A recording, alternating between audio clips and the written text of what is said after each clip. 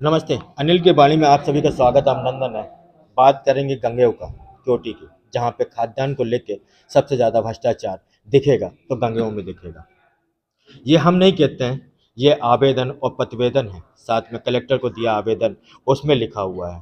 और खाद्यान्न लेने वाला कोई वो नहीं है, ये रिटायर फौजी हैं जो खाद्यान्न ले रहे हैं, और खाद्यान्न की जगह इनके पूरा परिवार खाद्यान्न ले रहा है, और ये पेपरों में तक में छपा हुआ है। आपको हम बता दें, एक मेडिटर एडिटर है जिसकी पेपर में ये सब छपा हुआ है, जिसमें लिखा है बीपीएल सूची में पूर्व सैनिक शामिल योजनाएं को ले रहे हैं लाभ।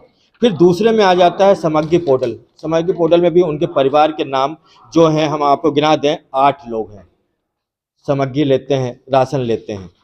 फिर उसके बाद हम बात करते हैं उसमें कि जिनकी बच्चियों की शादी भी हो चुकी है उनके भी खाद्यान्न लिया जा रहा है, यही शुक्ला जी के माध्यम से। तो आपको बता दें कि पेपर में आए दिन इस तरह की सुर्खियां हमेशा बनी रहती है कि भाई बीपीएल खातेदार को ये खाद्यान्न क्यों मिल रहा है। अब सबसे बड़ा सवाल ये है कि सरकारी योजनाओं का लाभ ले रहे हैं, क्या सरकार इनको 40,000 रुपये दे रही है पेंशन, फिर भी ये खाद्यान्न ले रहे हैं। इनकी एकड़ों में ज़मीन है, उसमें भी उगाते हैं अनाज, फिर भी ये लेते हैं सरकारी योजनाओं का लाभ। 3-3 गाड़ियां हैं इनके पास, लेते हैं सरकारी योजनाओं का लाभ। ये तो छोड़ दीजिए, इनके परिवार के जो बच्चे हैं वो भी ले रहे हैं खाद्यान्न। सरकार की ऐसी उपेक्षा का शिकार बनते हैं गरीब परिवार। जो अमीर लोग लेते हैं लाभ, गरीब पैसे के पैसे एक रोटी के लिए मोहताज हो जाते हैं। हमारे साथ ही बैठे हुए हैं जो सब मुद्दों को लेके ये कलेक्टर को आवेदन और प्रतिवेदन दिए हैं, लेकिन अभी तक शिकायत नहीं हुई। क्या मामला है, किस तरह से कलेक्टर पे गए हैं आप, और कब तक सुनवाई नहीं हो पाएगी? हम कई बार आवेदन दिया श्रीमान जिलाधीश महोदय को, लेकिन आज तक कोई नहीं। जबकि मैंने प्रधानमंत्री मुख्यमंत्री को पिछले भी दिए, कई आज 2 साल पूर्व पहले अभी दिया हूँ, लेकिन कोई, वो केंद्र का कर्मचारी है, हमारा कोई रिश्तेदार नहीं है, न कोई है। तो जब उसको केंद्र कर्मचारी को दिया जाता है, तब प्रांत के कर्मचारी को भी दिया जाना चाहिए, वेतन भोगी को। तो राशन का कार्ड जो करीब खाद्यान्न को लेकर कलेक्टर में, हाँ, तो क्या मैं इस मकसद से किया हूँ कि जो पेंशनधारी हैं उनको दे रहा केंद्र को, और तब गरीबों को क्यों नहीं दिया जा रहा, गरीबों को क्यों पेट मारा जा रहा। मेरा मकसद कहने का ये, खाद्यान्न गरीबों को ना कि 4 मंजिला मकान जो बनाए हैं उनका है। ये जो पर्चियां हैं, ये पर्चियां क्या बताती हैं, कहाँ आवेदन दिया है? मैं पीएम को दिया, प्राइम मिनिस्टर को, सीएम महोदय को दिया, खाद्य मंत्री को दिया, और आपके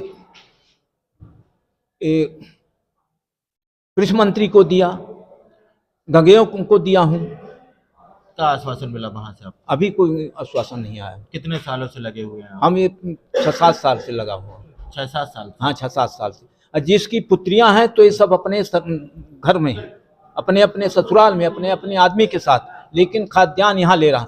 जबकि बीपीएल में एक में महिला पुरुष है, लेकिन लड़कियों को ये अपने पुत्रियों को मेल बना के जाली काम, 420 का मुकदमा दायर होना, 420 का काम है ये, तो जाली काम किया अपने समग्र आईडी में। तो जो कि आपने बताया कि ये जाली वगैरह किया है इन्होंने? हाँ, बिल्कुल बताया, लिखा हूँ कलेक्टर महोदय को दिया, जहाँ मतलब दिया हूँ तो इसकी फोटो कॉपी दिया हूँ पूरी। अच्छा, पूरा जो साक्ष्य दिया? हाँ, पूरा रजिस्टरी किया हूँ, जहाँ जहाँ मैं बाई पोस्ट सबको दिया हूँ, लेकिन कोई सुनवाई आज तक नहीं हुई। ये आप समझ सकते हैं भाजपा की सरकार में इस तरह के भ्रष्टाचार को लेके ये बुजुर्ग घूम रहे हैं, लेकिन अभी तक भी कहीं सुनवाई और कहीं फरियाद नहीं हो पाई। ये इस तरह के राशन सरकार का जो लोगों के पास जा रहा है, लाखों लखपतियों के पास, तो सबसे बड़ा सवाल ये होता है कि बीपीएल कार्ड क्या ऐसे लोगों को भी मिलेगा जिसके घर में पैसा का अंबार है?